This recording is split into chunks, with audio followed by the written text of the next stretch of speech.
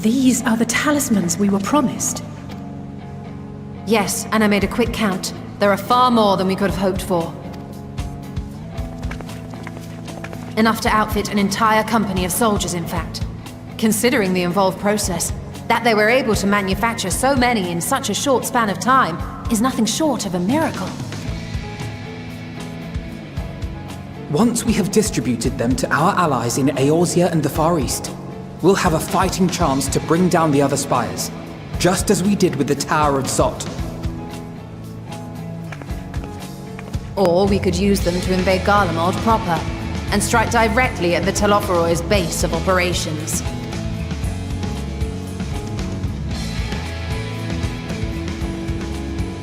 Of course, we would need to consult with various Alliance leaders before such a drastic measure could even be contemplated. To which end, I could set out forthwith and present the idea to each of our allies in person. Pray allow me to undertake some few of those journeys. I find myself restless and in need of purposeful duties. I can head eastward. Bosnia and Dalmasca are just a short hop from here. And Doma's shinobi network should come in handy for passing on the word. We shall share the burden then. Meanwhile, I think it best that you and the others take the talismans back to the Baldessian Annex. We must keep them safe and secure until we've decided upon a course of action. Please, I must speak with you.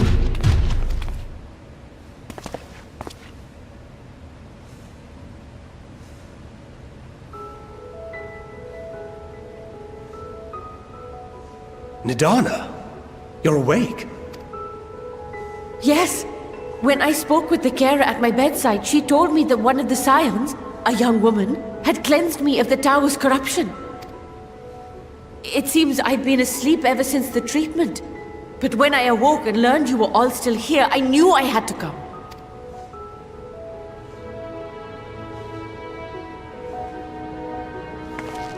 As you said, Nidana was captured only recently. Such a brief exposure is swiftly cured, so I tended to her before we gathered at Megaduta. And I am truly grateful that you did. I cannot thank you enough. All of you, for everything you've done. Destroying the tower, rescuing our people. You've saved Thavnair from an awful fate.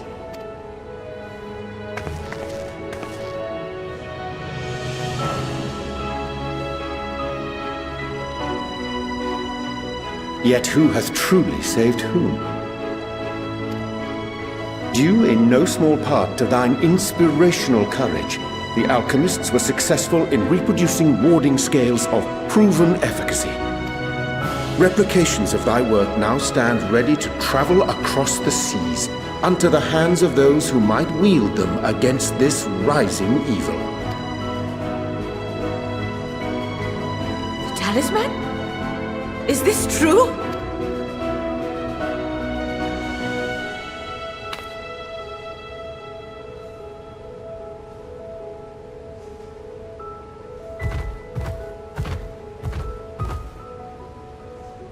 Oh, I was so groggy from sleep. I didn't even think to ask. Oh, our great work sent across the seas. It was worth it. Oh, it was all worth it.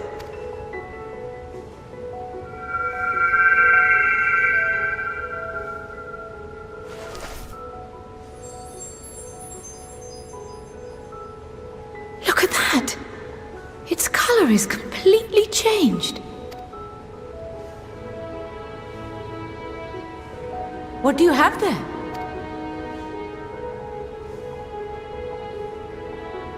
How unusual. I wonder if the effect is a reaction to Akasha. I'm afraid I'm not familiar with that term. Akasha? It is one of the unseen energies defined by Harnish alchemical theory. Though a gross oversimplification, some describe it as an essence influenced by feelings. You imply that it is distinct from ether?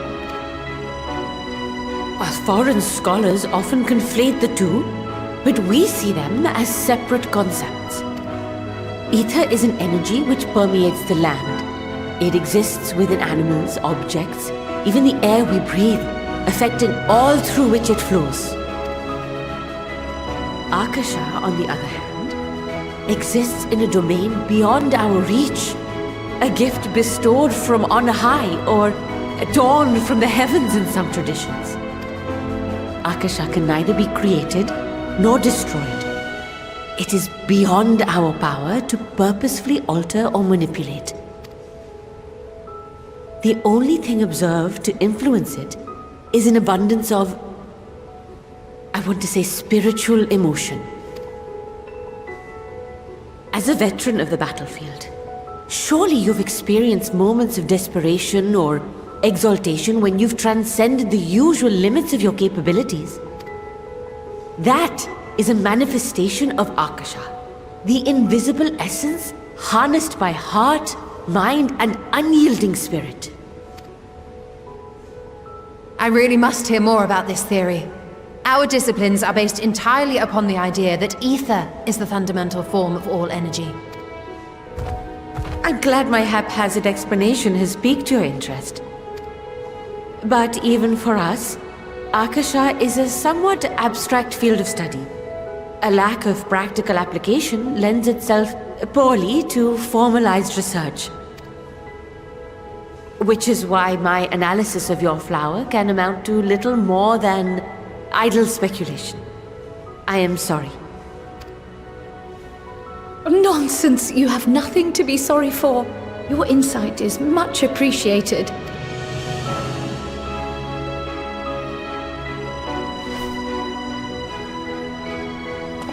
Shall we depart for Sharlayan then? I will see to it that the talismans arrive at the Annex.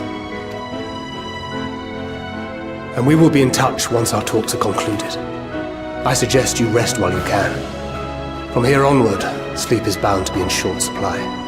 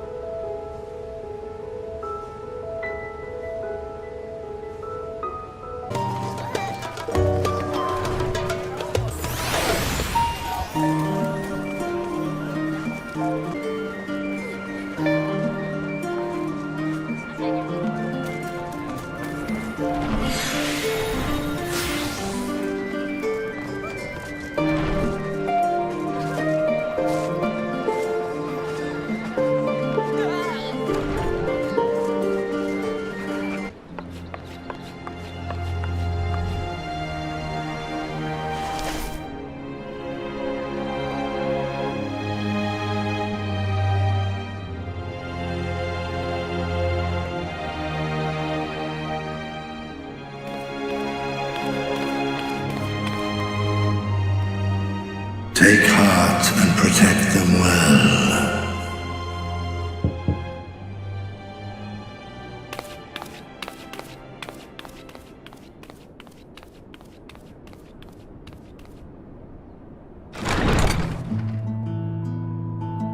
Good! You're here!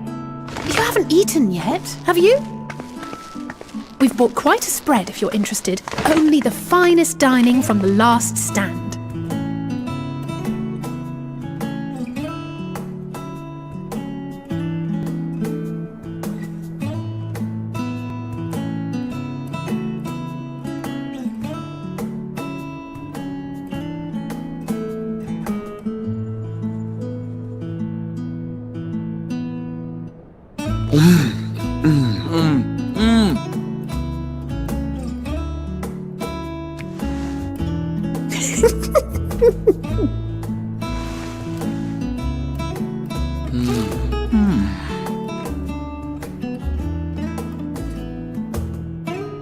Lest you wonder, we invited Estinian as well.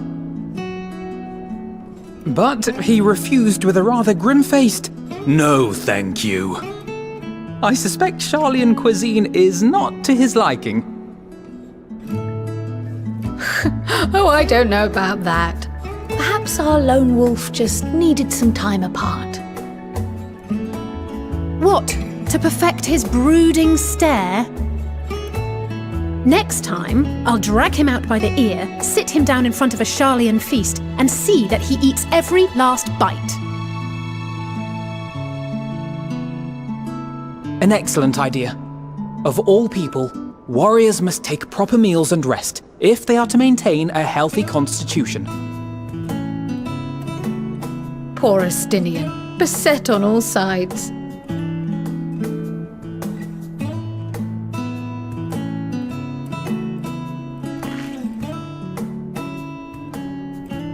Speaking of one's physical condition, Mistress Quile, I hear you've recently played literal host to Heidelin herself.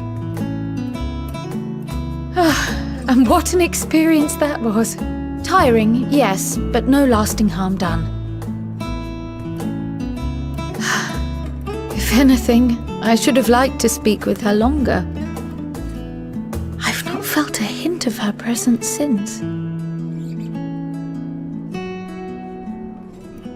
Heidelin instructed you to carry that flower, yes?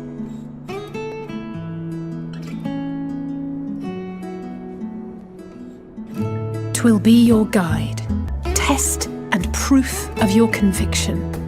And then something about seeking joy in darkness, was it?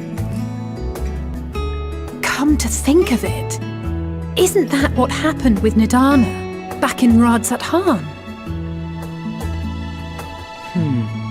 The flower did seem to radiate a joyful glow, as if reflecting the elation we all felt. The relief of a people with renewed hope. Indeed. And in turn, I felt buoyed by that radiance. 'Twas akin to spotting a beacon and knowing we were on the right path. I know we've not yet triumphed over the Telophoroi, or learned the full breadth of the Forum's plans. But even within the midst of our struggles, we find small moments of joy to sustain us.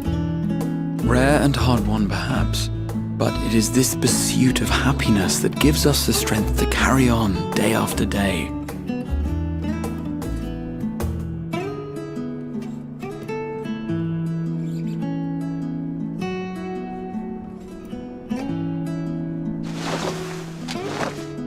Hey, that's mine. To the swift the spoils. Though I recall that levitation spell of yours was quick enough. Only barely. And even at my best, I'm still too slow to wield it effectively in battle. Mayhap I simply require more practice with this new magic. You unearthed it from the depths of Numenon, I presume?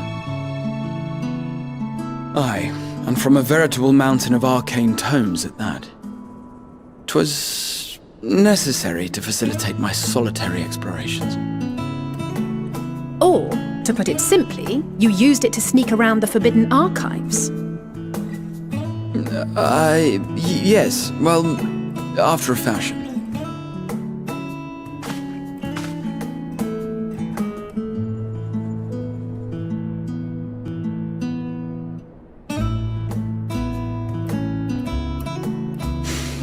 They're tall, you see. The shelves, they're too tall for me! And I could hardly move the library's platforms without attracting attention now, could I?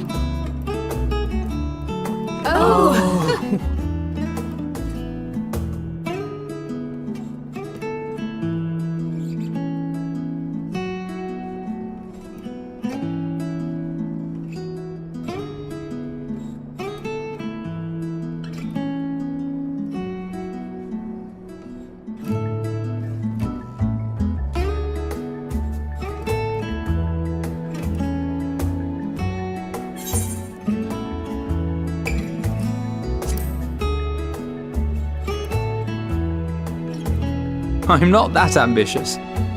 But 'tis pleasant to idle away the hours every once in a while.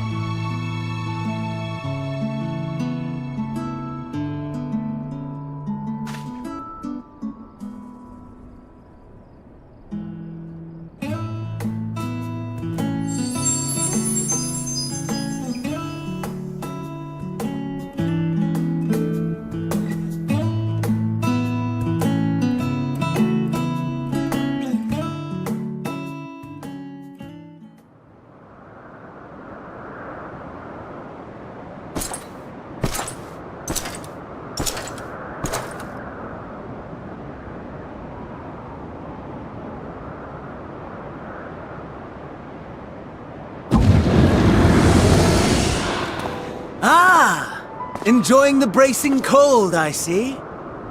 Do you not own a warm coat or a cloak? Something in fur? Or fashioned from the skins of your enemies? Or... well, never mind that. I come to you once more as the bearer of bad news. Our tower in Thavnir has been toppled, and I need not tell you by whom. Given how many we have at our disposal, the loss of a single spire is hardly fatal to our plans. It does, however, slow the rate at which we siphon the ether. If they continue to preoccupy themselves with the towers, then all will be well. But should our foe prove bold enough to strike at us here, then the timing becomes... questionable. Our foe is bold enough. Of that, I can assure you.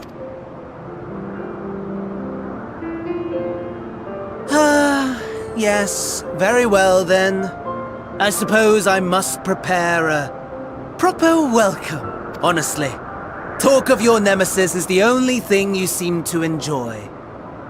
Does nothing else spark your interest? No. All else is... equal. Equally tedious. Equally disappointing. The world is a tepid bog into which we sink, too weak to thrash as the mud clings to our eyes and fills our throats till we blissfully choke. But then came the light, blinding and pure and hot, so very hot, enough to set my soul aflame. I basked in the afterglow, until the void yawned once more. And then I knew the muck would never claim me again. There was naught for me ahead, so I drew the curtain on all that had come before. Burn, burn, let the whole star burn. I will have my contest. I will reclaim my moment.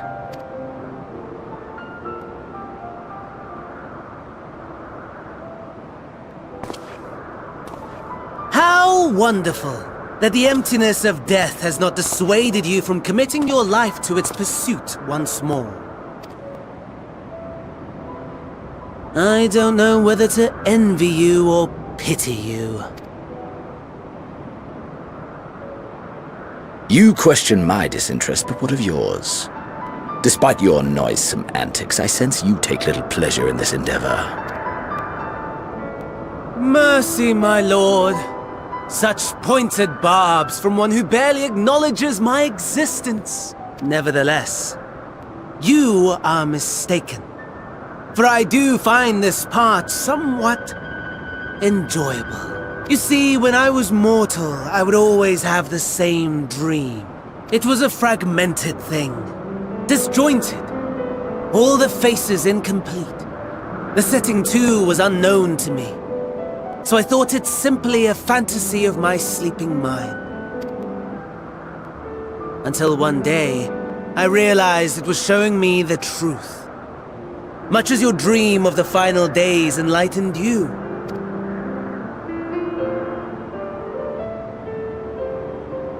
And soon, very soon, the rest of the world will see the truth of my dream, too. Yes, I think that is something we can both enjoy.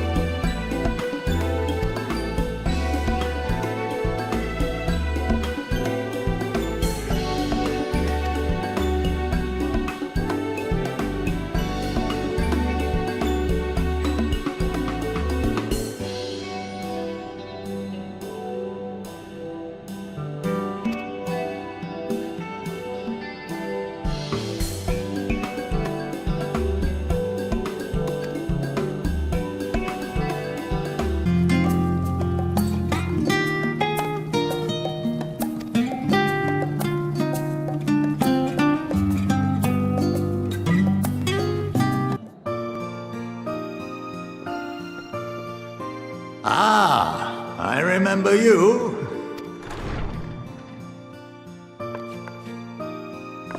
I pray we have not caught you at an inopportune moment.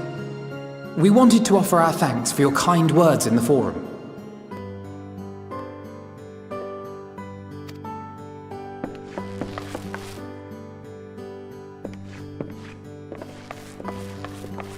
Well, I could hardly let that Inquisition go unchallenged.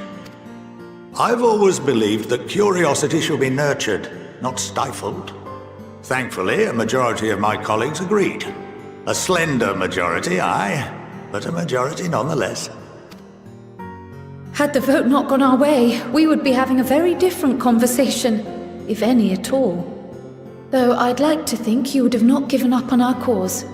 I'm told you paid a visit to the Annex afterwards. Yes, that's right. I was hoping to speak with the grandchildren of my dearly departed friends Galuf and Louisoix in a less dour setting. But it seems I just missed you.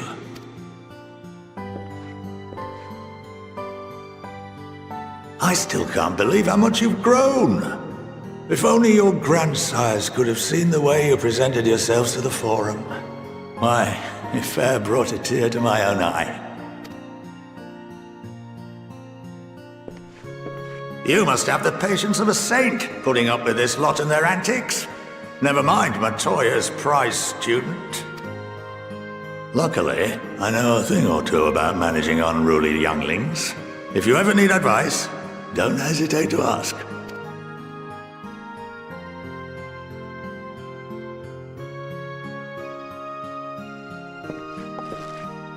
If I may, there is a rather more pressing matter we wish to discuss.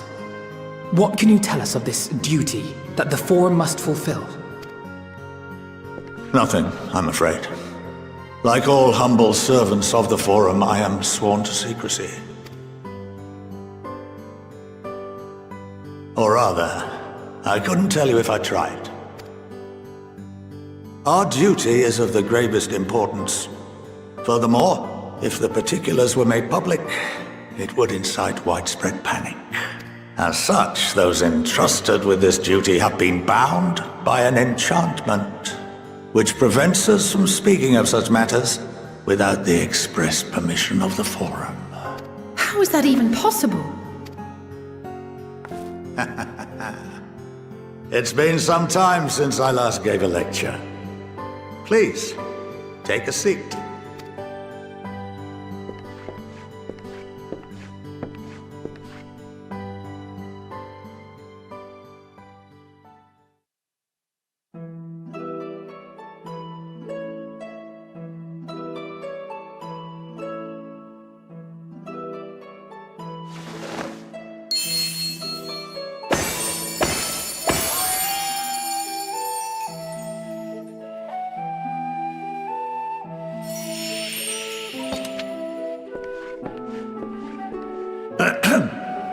We shall begin by reviewing the fundamentals of etherology. The ether, which imbues us with life, can be categorized into three forms. Two are of the incorporeal sort, the soul and the memory. Can anyone tell me the third?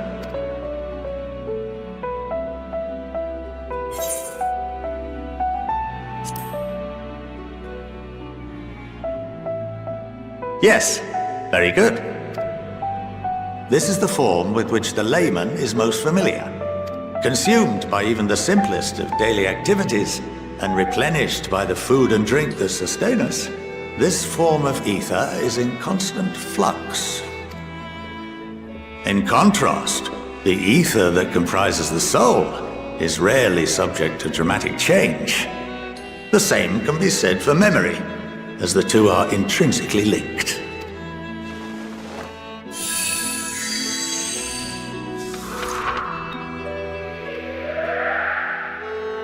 Picture the soul as paper, and memories as words written upon it. Now, what would happen if that paper was doused with ink? The same type of ether as comprises the memories.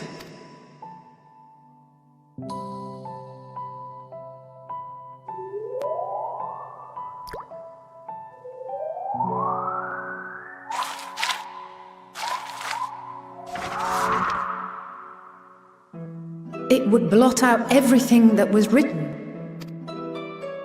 Precisely. We would be unable to recall the memories, and any activities that depend upon them would be hindered as well. In fact, this exact phenomenon was observed on a vast scale not so long ago. And what might that have been?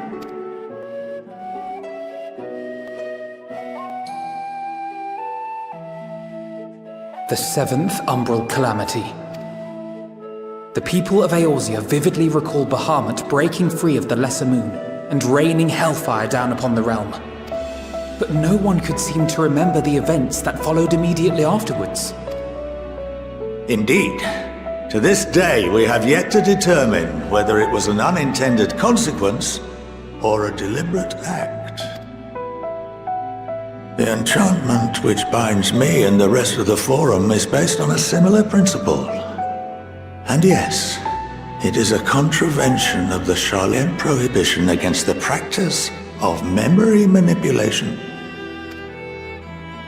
Only when a new member is inducted and told of our great duty are they subjected to the process. A necessary evil. You have my word that it would never be used to manipulate the populace? I should hope not. But can this enchantment be dispelled and your memories restored? If 9/10 of our members give their approval, then the process may be reversed. Then, and only then, would we be able to speak freely to others of our sacred duty. Barring that, we must wait until we return to the ethereal sea.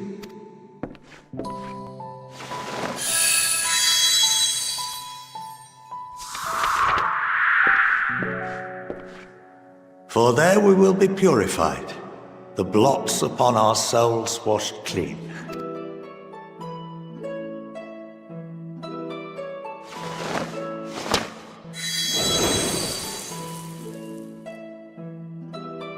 And our memories drift apart and dissolve, rather defeating the purpose, I suppose.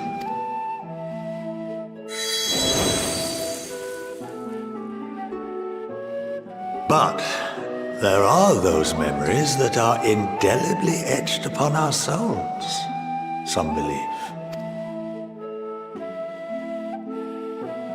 What happens after that?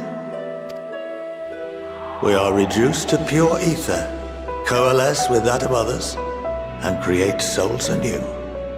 Alternative schools of thought assert souls remain whole and return to the corporeal world, reborn into another form. Both theories have their proponents. Personally, I consider each equally probable.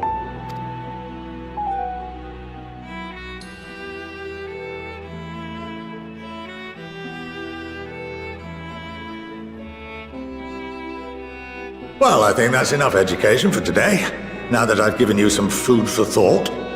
Or rather, an entire banquet.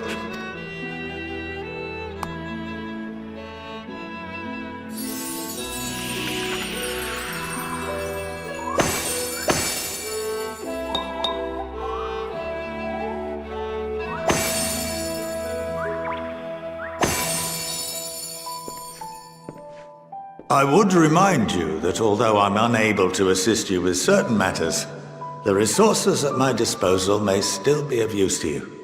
I'll arrange for you all to be given the run of Phenomenon.